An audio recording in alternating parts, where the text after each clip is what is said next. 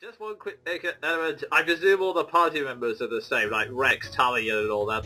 Yeah, pretty much, although you do have one new squad mate. Actually, technically three new squad mates, but one appeared in Mass Effect 2, one is DLC, and the other one you just get. Ah, fair enough. This is one of the complaints. I know who the DLC character is, mostly because, well, you told me. Another curiosity, are they all human, or are they some other alien races, or... Well, one is an AI that gets a body. Basically, everyone, long story short, it's Edie from the second game, she got a body. And makes good use of it. Oh, hooray. So basically it's a robot then. Yeah, essentially. A robot with self-aware AI. That's pretty cool. The one you just get is a human. He's basically a generic do-your-job soldier, although it's kind of amusing because he sometimes randomly bursts into Spanish in conversation, which is funny. Okay. And the last one, well, I'll just cut this straight to the point. He's a Prothean. Okay. Just to explain that for those who have not played Mass Effect, Protheans are essentially the oldest species in the galaxy who are supposed to have been extinct. Yeah, they're basically space ancients. Pretty much, yeah. And, yeah, I have to say, they look much better than their statues in Mass Effect 1 kind of hinted at, because the Prothean you get looks like a Mantis samurai. Yeah. I remember Sven showed me that screenshot, and yeah, it did look badass. Out of curiosity, did you pay for the downloadable content, or...? Yeah, I had literally just enough to buy the DLC. Oh, nice. Wait, doesn't that mean you're broke now? I still have 200 Microsoft points now. Oh, hooray! So that's the characters covered. Is there anything else you can cover about the game now? Obviously, trying to keep it spoiler-free for some of us who haven't played the second one yet. Evil glare. Well, keeping it spoiler-free would be extremely, extremely difficult unless I just did something random like, I don't know, quoting all the crowning moments of funny. Okay. Although, I could just go back to characters for a moment, just to provide a bit of a teaser for the sort of allies you get. Let me just say, your former companions are all doing fairly well for themselves. Oh, so did the team separate for a bit then, or? Yeah, for quite a good reason. It's DLC at the end of Mass Effect 2, but let's just say Shephard is forced to do something at the end of Mass Effect 2, the very last DLC, that, yeah, there were some people very unhappy about it. Okay. In-universe, so that is. Okay, so it's basically Shephard trying to regain the team's trust then? Is that the basis for Mass Effect 3?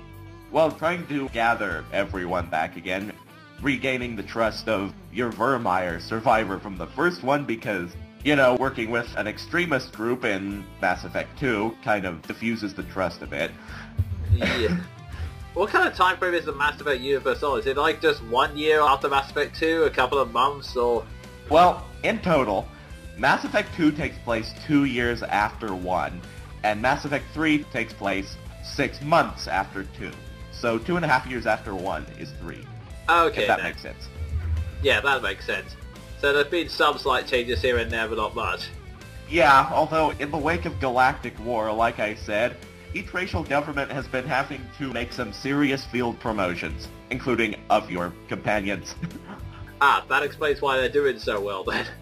Yeah, just to give you an example of this, whoever you saved on Vermeer is now a Spectre. Ooh, nice. So you have 2 Spectres on your team, which is badass. Yo, yeah, that's always really good. Okay, you've already mentioned you can't go into much else without going into spoiler territory, so I'll ask one entirely personal question. Male Shep or Fem Shep? Well, as I stated in my Dragon Age 2 review long ago, in BioWare games, I almost inevitably end up preferring the female choice because A, almost inevitably, they have the better voice actor, and B, well, if I'm gonna spend an entire game staring at my author avatar, I'd like to stare at something pleasant. Call me a perv if you want to. And besides, there's just something so appealing about this ridiculously badass soldier woman going through the galaxy destroying doomsday machines. Yeah, definitely. That's always pretty cool. And yeah, I gotta say, in Mass Effect, I did originally start with both a male and a female character to see where it went, and yeah, Jennifer Hale just completely owns the male voice actor, I'm sorry. Yeah, sorry Mark Meer, but you are the king of dull surprise. Yeah, I think that's the best way to play it. I mean, it just for me, Jennifer Hale was just so much better in that role than anything else.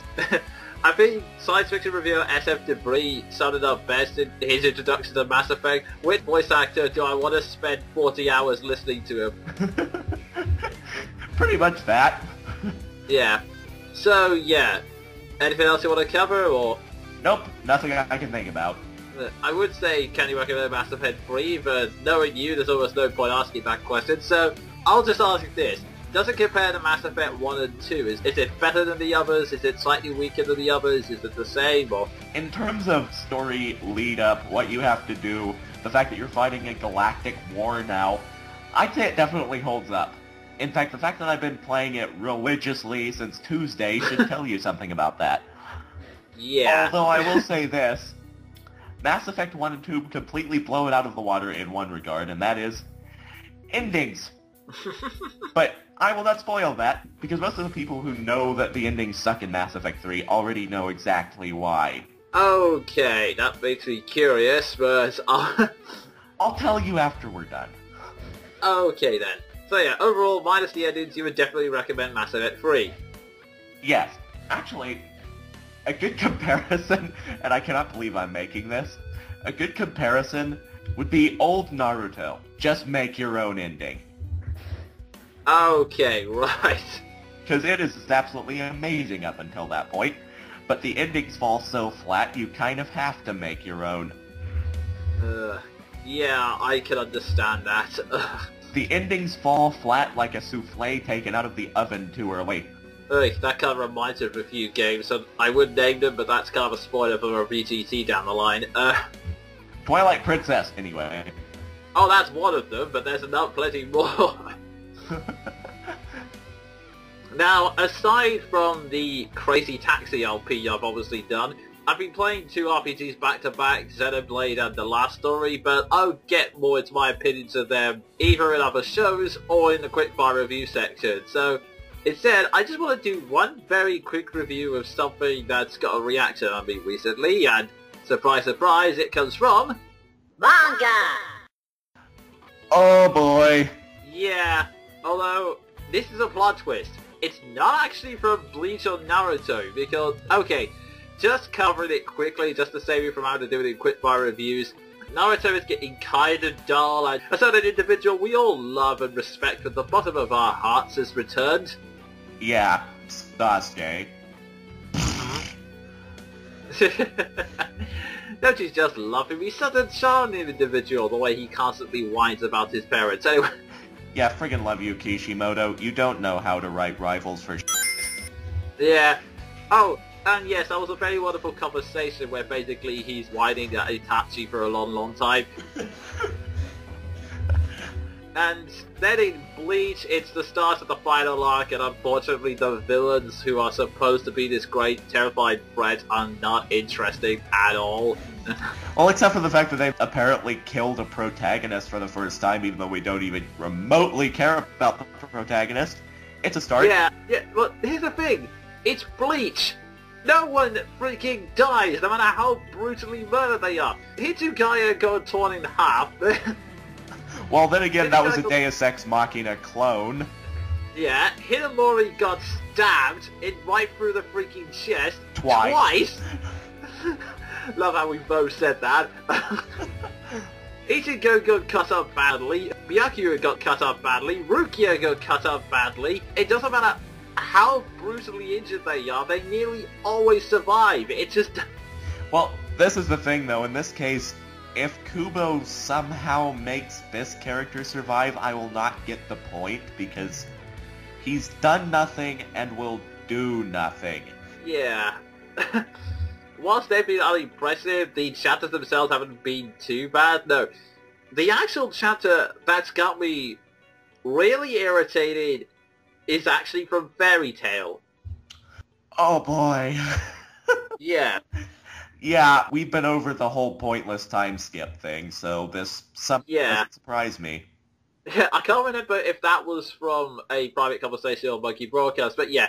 Okay, I occasionally mentioned Fairy Tail once or twice, but I'll just give it a basic introduction now for those of you who don't know what Fairy Tail is. Basically, Fairy Tail is about this guild of mages and the adventures they go on, and originally I was drawn to this series because, kind of like Naruto, it had this unique and colourful cast with a wide variety of magic powers. Like, one can basically control and eat fire, essentially. One is basically a summoner, another one controls ice, another one can basically, they call it re-equip, but basically constantly equip their armor and weapons with different effects.